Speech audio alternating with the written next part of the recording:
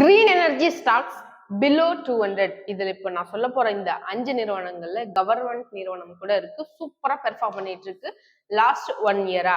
Okay, first NHPC, இது government நிறுவனம். இந்த நிறுவனத்தோட current market price 19 rupee. Second one CESC, இந்த நிறுவனத்தோட கரண்ட் மார்க்கெட் பிரைஸ் 127 ரூபாய்.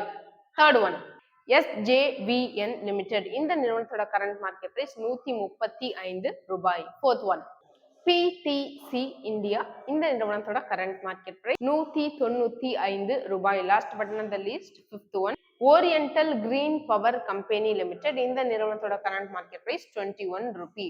அப்கமிங் இயர்ல வேற லெவல்ல ரிட்டர்ன்ஸ்ங்கிறத கொடுக்கறதுக்கான வாய்ப்புகள் மிக மிக அதிகம். ஸோ இப்போ நான் சொன்ன இந்த 5 ஈக்விட்டிலையும் நீங்க இன்வெஸ்ட் பண்ணணும் அப்படின்னா ஒன் டைம் செல்ஃப் அனலைஸ் பண்ணி பார்த்துட்டு இன்வெஸ்ட் பண்ணுங்க.